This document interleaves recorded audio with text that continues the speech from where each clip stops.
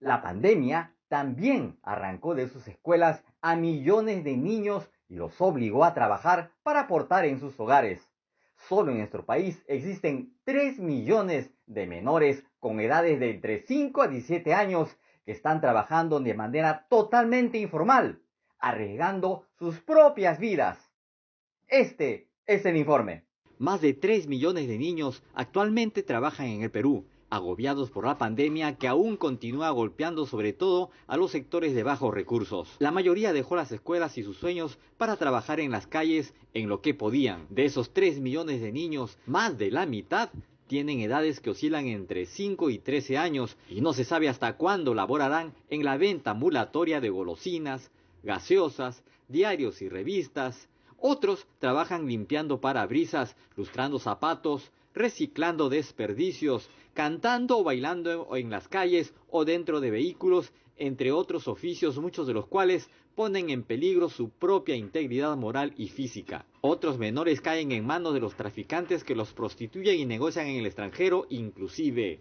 En tiempos de crisis, el trabajo infantil se convierte en un mecanismo de supervivencia para muchas familias. Hay cada vez más pruebas de que el trabajo infantil está siendo aumentado a medida de que las escuelas cierran durante la pandemia. El cierre temporal de las escuelas afecta actualmente a más de 1.000 millones de alumnos en más de 130 países. Es importante que todos asumamos la responsabilidad que estas prácticas pueden afianzarse debido a la tolerancia que nosotros como sociedad le damos a la práctica de esta situación.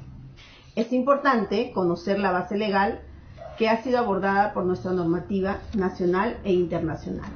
Precisamente la Organización de las Naciones Unidas declaró el 2021 como el Año Internacional de la Erradicación del Trabajo Infantil, lo que obliga a todos los países que componen este enorme grupo a ejecutar diversas medidas para proteger de manera efectiva a sus infantes. Una de las propuestas de la ONU es enviar a comandos llamados educadores de la calle, que se dedicarán exclusivamente a contactar, orientar y poner en manos de las autoridades a niños y adolescentes que trabajan. Pero, ¿qué pasa con los niños que por necesidad ingresan al mundo laboral informal? Hace que los niños y las niñas se relacionen con personas que no pertenecen a su grupo de pares, ¿no? Que no son sus iguales, lo que involucra un efecto en su socialización y en su proceso de construcción de la identidad.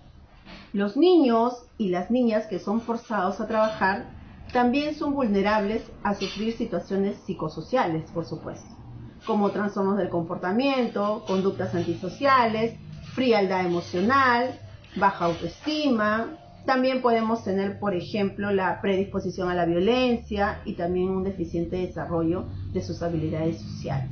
Dos caminos de mi punto de vista. Uno, el de buscar sensibilizar a los padres de familia, que son los primeros responsables, correcto, en el sentido de que vía gobiernos regionales, locales, juntas vecinales, empresas privadas, campañas donde pues no se permita el trabajo de menores y lógicamente a la vez y a la par debe ser severamente sancionado todo aquel padre que infringe pues esta norma, peor con la oportunidad que se les está dando de sensibilizar, de buscar que lógicamente tomen conciencia como padres responsables de no exponer a sus hijos. Una de las acciones directas fue la promulgación de la ley presentada por el Poder Judicial, analizada y aprobada por el Congreso de la República y rubricada por el Ejecutivo, que une en uno solo a 18 delitos de la trata de personas y explotación infantil, que son considerados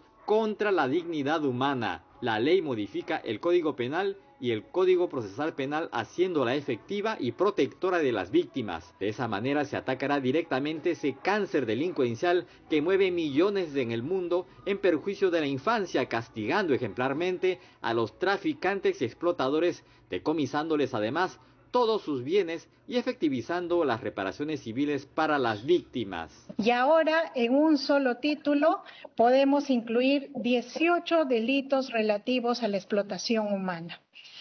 esos delitos que responden a una misma realidad, esa realidad que cosifica e instrumentaliza al ser humano. Y el Código Penal lo castiga en el artículo 129, literal O, como trabajo forzoso, y establece una pena de entre 15 a 20 años.